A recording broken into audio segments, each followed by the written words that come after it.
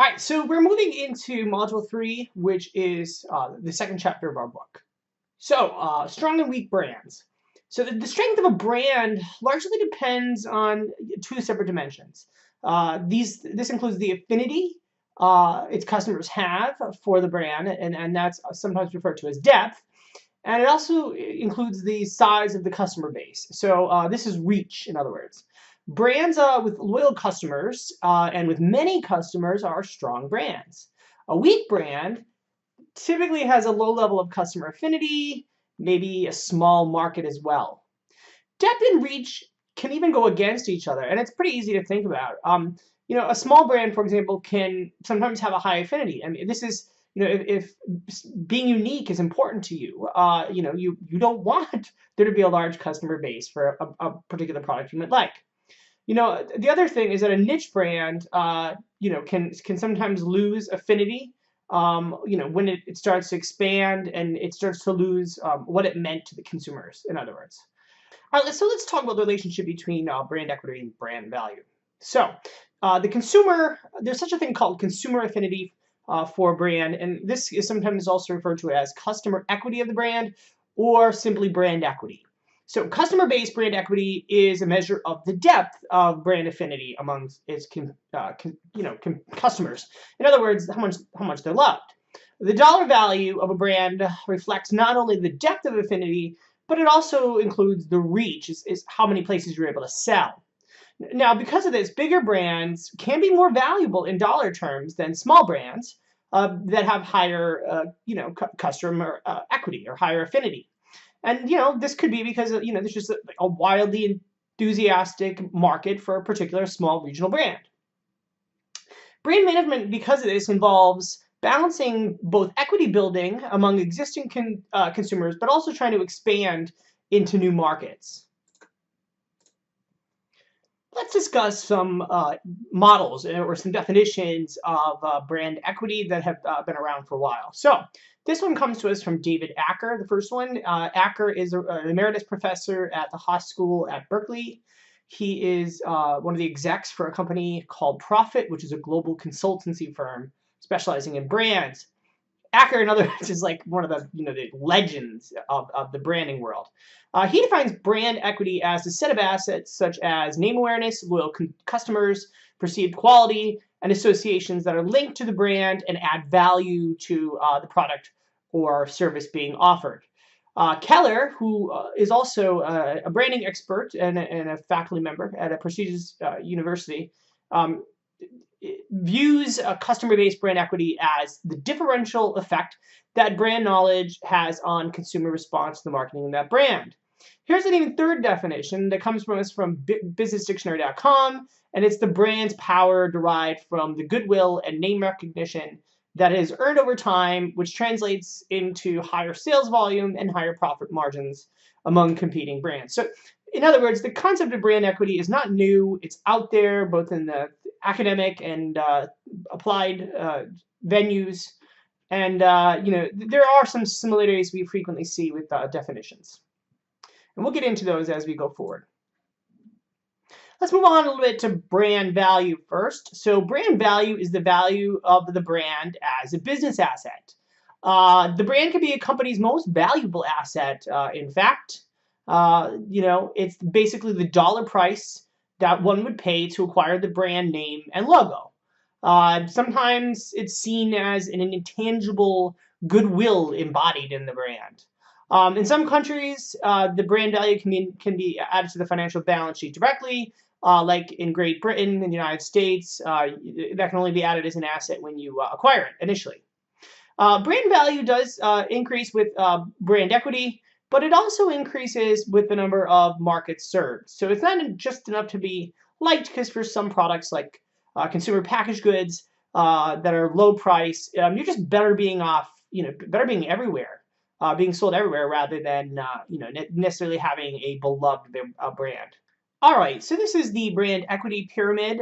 Implicit in the brand equity definitions that we've discussed thus far is sort of some notions that there's sort of time involved in developing a really good brand, and that there's sort of some stages in doing so. So we'll talk about each of those in kind.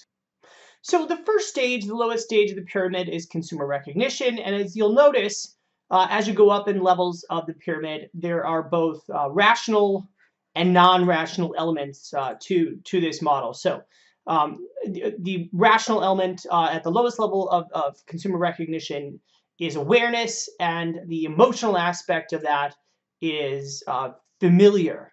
So awareness is the first step. Promotional campaigns can be run to create exposure, to create interest, and to get the brand some attention. The intended brand identity largely drives the promotional message. So that's obviously, as we talked about in the previous chapter, something that the company can largely control. The real aim of this stuff is to make the consumer feel that the brand is familiar, right? So it's not just, oh, I know that. It's like, oh, I kind of know that brand. I've heard about that brand before. When you're creating new brands, this typically involves a considerable amount of promotional expenditure just to get the name to be known and to there to be a sense of familiarity. The next step of the hierarchy involves consumer perception. This is related to both functional characteristics that consumers perceive about your product, so what it does, but also image characteristics, so what it's like. Consumer perceptions involve more knowledge of the product and service behind the brand. So here at this stage, the image that the brand wants to convey is really at stake. So making sure that what consumers think of you also matches the identity elements. The aim is the value proposition, presentation of the brand, and also its positioning. And so here at this stage, the message is really about attempting to highlight the superiority of certain attributes. So that may be functional or image-based, and points of parity with competing brands. So if you're a new brand and there's a market leader, you may want to emphasize how you're like the market leader, and maybe just good enough, or just as good, but then all these other benefits are associated with it too. The next stage of the hierarchy is the consumer response. So a positive response depends not only on a rational evaluation, although it does, you have to basically understand, the consumer should think, well, this really does fit my needs. Maybe it's a tablet computer, a laptop, whatever, or a phone, and this fits my needs. But they also have favorable attitudes toward it, favorable dispositions to it. So when you get to this stage, segmentation of the markets start to play an increasing role. So you're trying to match to a particular market segment based on market segment characteristics, so market orientation stuff. Decisions have to be made about whether the brand should be a niche brand or a mainstream brand. And so are you selling to a small group or to a large group, in other words? And it's crucial to choose the right message in doing this, the right spokesperson, the right media for a specific target segment. So if your particular segment is not online, then you're not worried about maybe too much of a social media strategy in the short term. Here at this stage, in the response stage, promotional efforts often shift into competitive comparisons and hard sell efforts to really try to get the market to respond to and purchase your product. The final stage in the model is the notion of consumer bonding.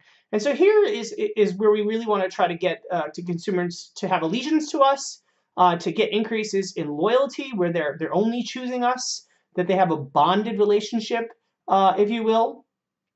So the brand has a deeper meaning to consumers beyond just simple awareness and knowledge and preference. And at this stage, the product, there's a connection that is often transcended, and the brand is more or less a symbol of self-expression, of the aspirational personality that the consumer, has for themselves. It's the creating the best them they can be, and it happens through the brand itself. So if we want to have brand equity considerations in our marketing, perhaps look at our brand equity and relative to our competitors, and try to use that as a marketing tool to enhance brand equity where it's important. You have to be able to calculate it. So brand equity measures, it's an imprecise science in many ways, but it's widely done nevertheless. Frequently, it's companies. It's a really good business opportunity. Companies like Harris will create their product, their measures, for many different brands, and then they'll try to do what's called syndicated marketing research sales, which is basically they sell the same product to everybody in the industry in the hopes that there's a good cash revenue, but most competitors are going to want to have access to that kind of knowledge. So brand equity measures generally rely on consumer response surveys. You try to get a representative sample of consumers, a big number of them, and then you ask them a bunch of questions. You ask them about things like how familiar they are with their brand or brand awareness, the quality perceptions about a brand or brand knowledge, whether they like and trust the brand, which is things like brand attitude, and whether they would buy and how often they would buy, which is purchase intent.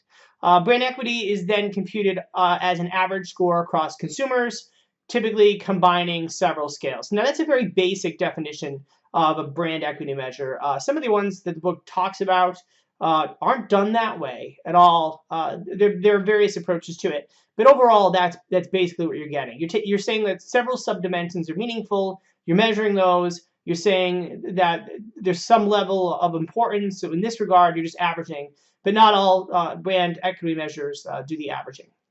So one example of this is Equitrend by Harris Interactive.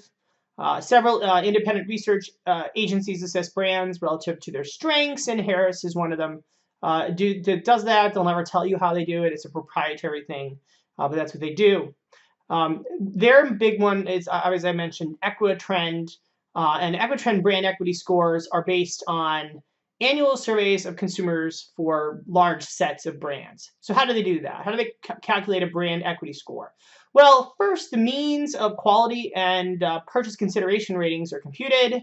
Then they average these two means together, multiplied by a familiarity measure, which reflects how aware these are that customers are. And so when customers are more aware of them, more weight is allotted for familiar consumers. And then the result basically is an index from 0 to 100, with higher scores indicating better brands. So you can see here, the brand equity measures for in 2012 from Harris for Amazon, pretty high, Google pretty high, Hallmark pretty high, and then the list goes on and on for all the brands that they measure. Another brand equity model is Young and Rubicam's brand asset value model. They're an advertising agency. In this model, it's a little bit different than the last one. Brand equity comes from knowledge and esteem, and is summarized as brand stature or brand equity. To generate a high-level brand stature, using their measure, a brand needs to begin by building differentiation and relevance. So, are you relevant for the consumer for what they want? If you're a vehicle, do you have the relevant features from the consumer's perspective? But also, do I know why you're not like the other brands? So are you differentiated from them? And so together, this gives us a brand strength measure. The BAD model also considers energy, which is whether a brand has dynamism and momentum as well. A brand with high equity will generally have both a really strong stature and a really strong strength. And so this is how they use it. You can see here that some of this is built up over time. It takes time to build up esteem and knowledge. You can use brand identity to do some differentiation and to get at relevance and a high level of promotional activity. This model isn't generally looked at as summated items per se, because sometimes you can't, in order to have a lot of brand value, to be a valuable brand, you can't develop all of these, and so that's okay. So companies typically look at the scores and use it for benchmarking purposes. All right, so let's move on to how to measure brand value. So brand value is the amount that a brand is worth in terms of future revenues. So in principle, brand value measures try to identify how much of a company's revenues and profits are due to the brand itself and not other things that the brand does, or other things related to the products, or strategic partnerships with particular vendors, whatever that is. So it's the actual brand is driving this. The answer is typically derived in 2 steps. So 1, for the product category, how important is the brand? And 2, how strong is the brand in question? And so not all product categories brands matter, right? So consumer packaged goods, grocery products sometimes really don't offer, aren't that important, or at least aren't as important as in other types of things like experiences or cars.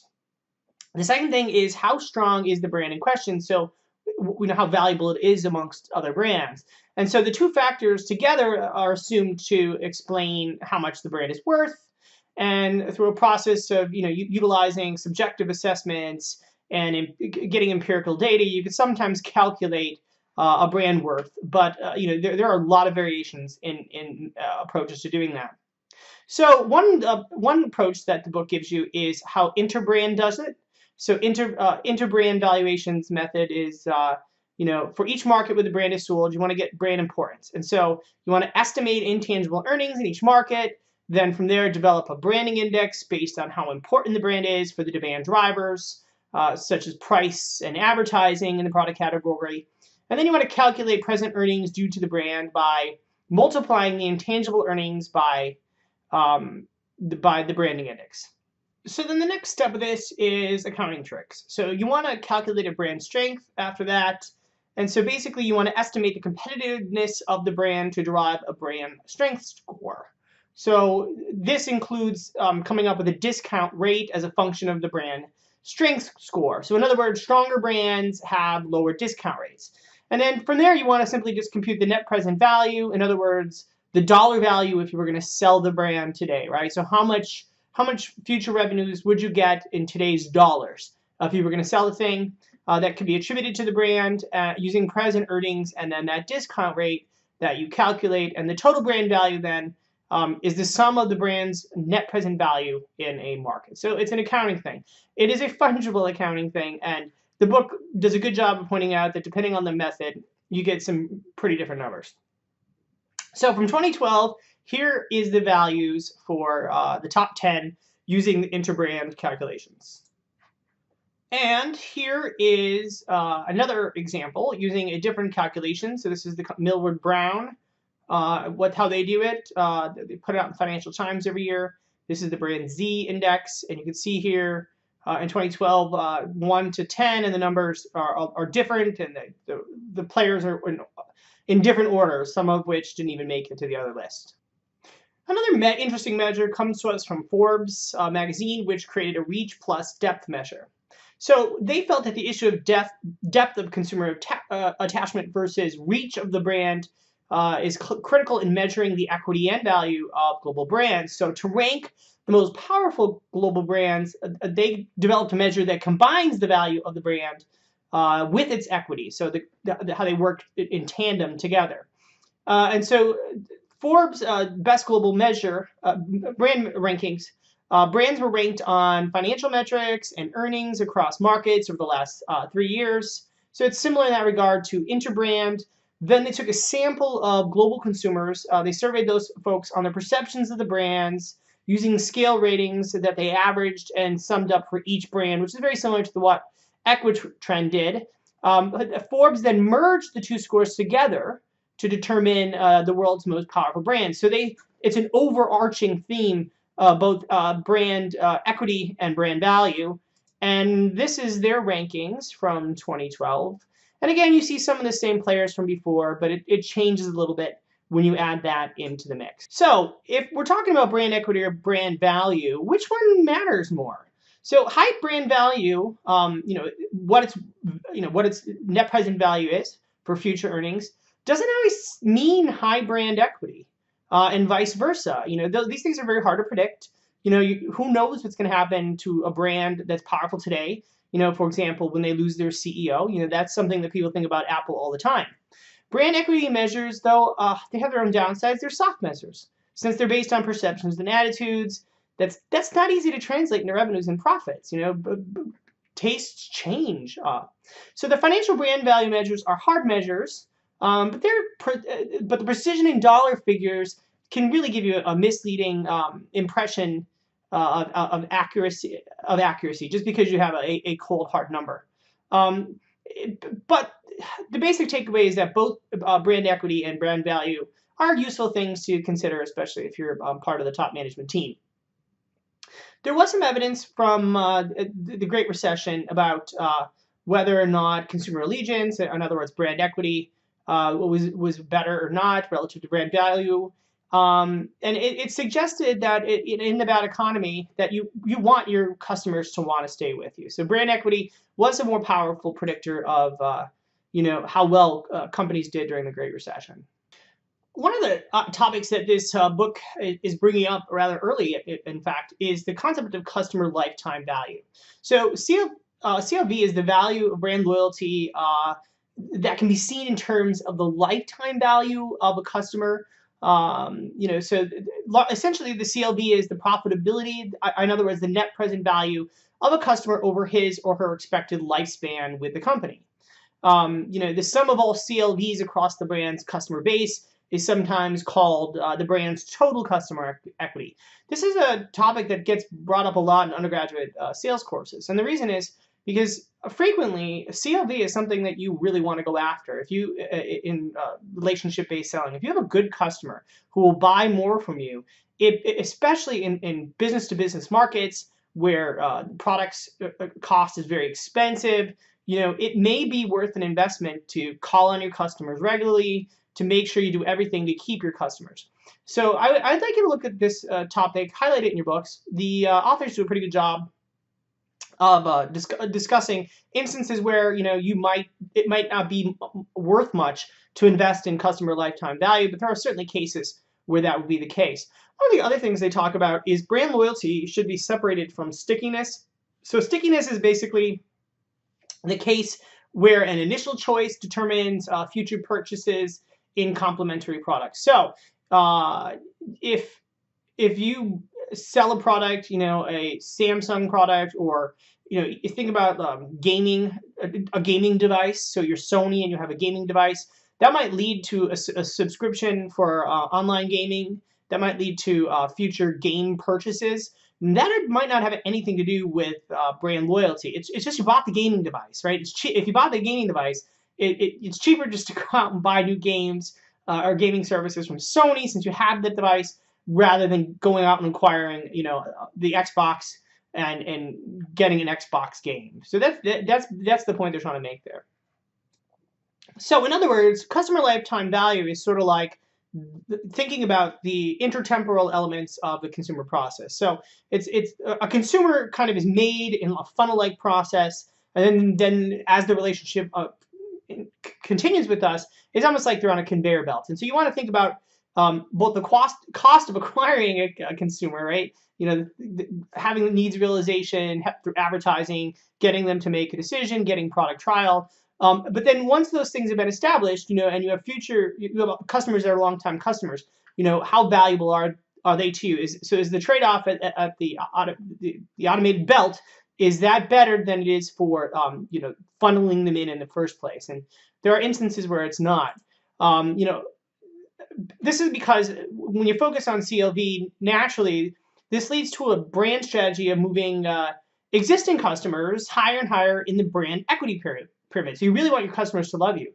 But for small brand sales, profits are not sufficient for the company to focus on retaining existing customers. Smaller brands, they need to focus on increasing their brand reach rather than whether or not they're liked. They need to make more sales. And the empirical data on this actually shows that even when brand loyalty is high, there's a lot of brand defection in many product categories. I defect. I'm a Diet Coke liker, but I defect all the time. So a lot of different, brands. Convenience and availability often dominates, and any feelings of loyalty, especially among light users, really can go away fast. Like consumer goods are really a perfect example of this. There are people who love a certain milk brand, but the vast majority of us, even if we love a milk brand, if we're at the gas station at 7 o'clock at night, we don't want to go anywhere else. Loyalty is going to go out the window really fast. So you could sum it up basically saying that smaller brands should probably try to increase reach but watch their current customers a little bit. Whereas larger brands should ensure convenience and a wide availability of their product. Okay, so what can you do to grow a brand and make it stronger? So to grow a strong brand, the consumer-based brand equity pyramid model shows that you should move each customer, from awareness at the bottom to positive affect, and then eventually to loyalty. And there are lots of examples of this where really good companies offer benefits, loyalty benefits to their best customers. But a strong brand grows not only from a lot of allegiance, but also from reach across markets. So a reach strategy involves things like reaching out to new segments, making the brand widely available so that everybody can get it, and distinctive. If not, so that if you're not the first choice, you're at least in the consideration set. A really good example of this, because we're talking about some complex aspects of branding, and how we'll even talk in this class about how different brands can be positioned differently in different markets. In the European markets for a long time, Levi's jeans had a much higher position than in the United States. Partly because we educate people on Levi Strauss in our history classes in our schools in the United States, right? It's a part of the American Gold Rush, and so Levi's knows that. For years they've been trying to work on it by creating their red lines, having their brand be available in higher end malls. For the longest time, partly they did a bad thing, and it's partly their own fault, because they had Levi's in all of these lower tiered stores like Target and like Walmart. And so if you want to be Levi's, the flagship, to be perceived at the same level as Lucky and Buffalo jeans, well, you don't want to be at Walmart.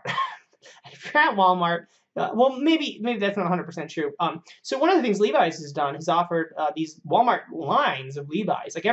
It's basically to say to the consumer, we made these jeans, we didn't make them as good as we make our other ones, which is an interesting business proposition. But they're not the only ones that do that. Martha Stewart has lines at higher end stores and lower end stores, and the book has a lot of extra good examples.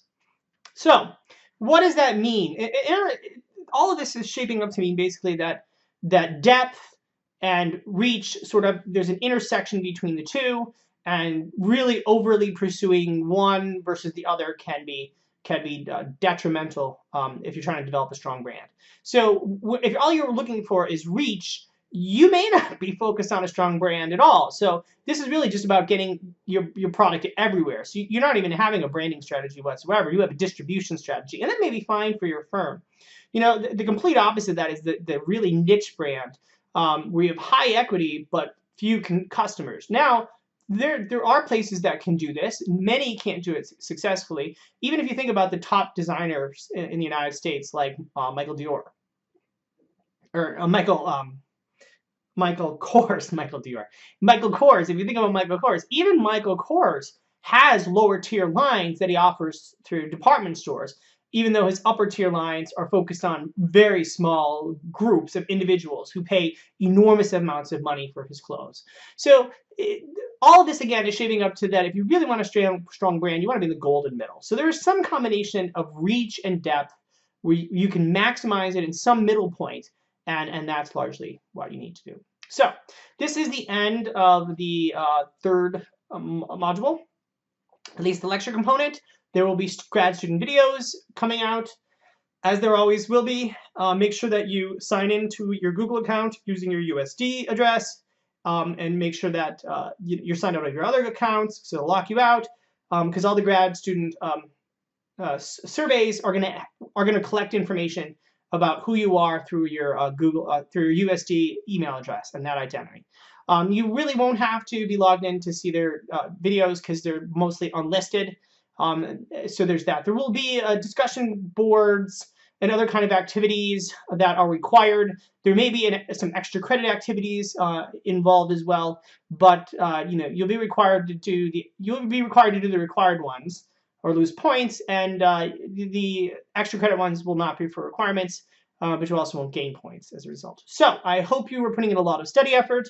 If you are taking this class without a strong background in marketing, having not taken a lot of marketing courses, or if you're, especially if you're an undergrad, I would strongly encourage you to put a lot of time in to reading and rereading and rereading and rereading the text, because the text, it's tricky. It's seemingly short, but in fact, there's an enormous amount of richness in it. And I think that will be reflected on the challenge that my tests will provide. So keep going.